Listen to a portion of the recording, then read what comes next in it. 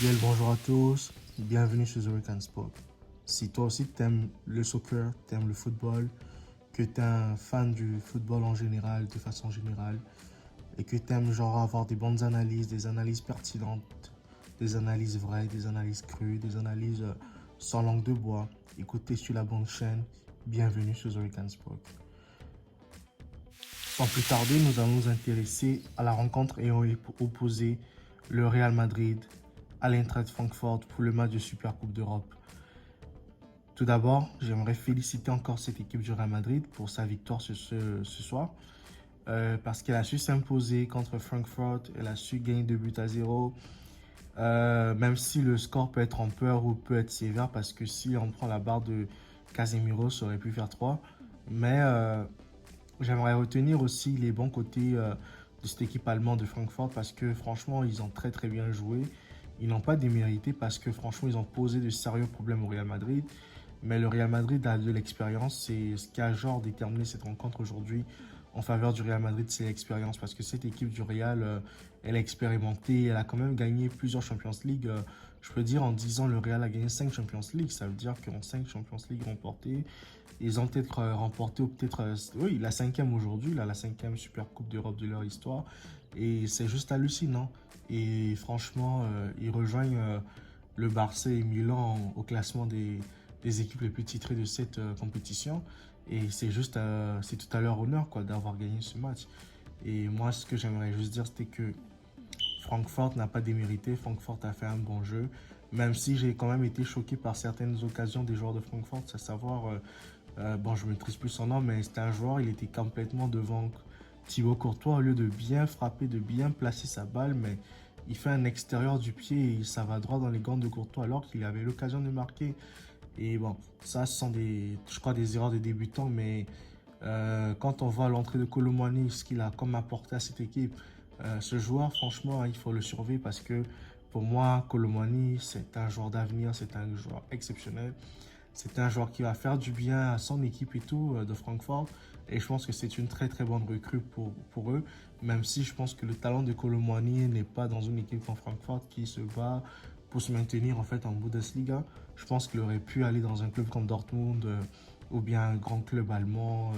Donc c'était un peu ça quoi. Mais en tout cas, fait, je pense pas qu'il va rester là-bas plus d'un an là. Je pense que peut-être le Bayern Munich ou bien Leipzig vont peut-être le récupérer la saison prochaine parce que c'est un joueur qui est vraiment talentueux. On l'a vu contre le Bayern Munich. Et là, aujourd'hui, on le voit encore dans ce match. Il a vraiment fait du bien. Sinon, côté madrilène, on peut dire que Benzema, comme toujours, hein, il n'est plus à présenter ce joueur. Je pense que là, il est en train de confirmer qu'il doit être le prochain ballon d'or FIFA. France Football, si je puis dire. Donc, Benzema, c'est Benzema. Il est toujours au top, il est toujours exceptionnel. Vinicius Junior aussi aujourd'hui a été exceptionnel, même si il y a un défenseur de Francfort qui l'a comme privé d'un beau but là et tout. Mais ça montre que Vinicius monte en plein régime en fait.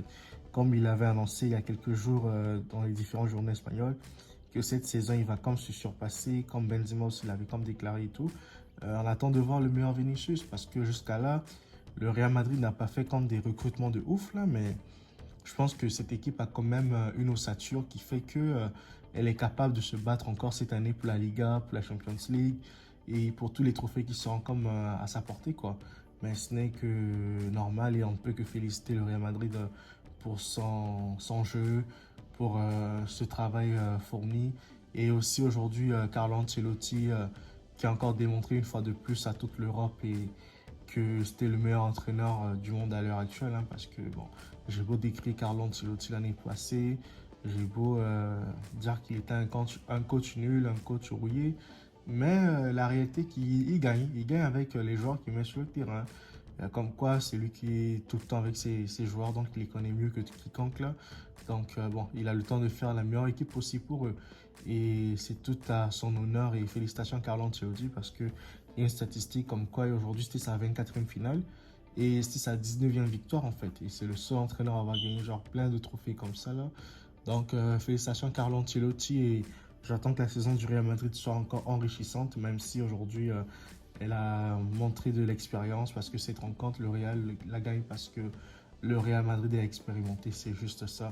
ils ont de l'expérience, ils savent comment gagner les compétitions. Et le Real Madrid est un club qui va en finale pour gagner. Donc, c'est pas un club qui va en finale genre pour perdre, pour faire de la figuration. Non. À chaque fois qu'ils sont en finale, c'est toujours pour gagner. Et ça, franchement, félicitations à eux et félicitations à l'ensemble du staff madrilène pour ces belles rencontres, pour ces belles victoires pour le peuple madrilène. Et bon, attendons que la saison débute et on verra ce que cette équipe vaudra quoi une fois que la Liga sera lancée. Bon, tout compte fait, vous savez, je n'ai pas grand chose à dire sur cette finale, sinon que de féliciter les deux équipes ayant participé. On va juste se dire à très bientôt pour une nouvelle vidéo.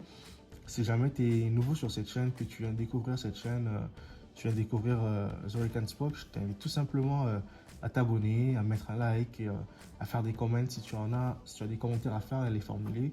Et moi, je me ferai un plaisir de toujours te répondre tranquillement là, avec courtoisie et dans les commentaires. Et ça me fait un plaisir de les commenter avec toi, pouvoir échanger avec vous. Et franchement, prenez bien soin de vous.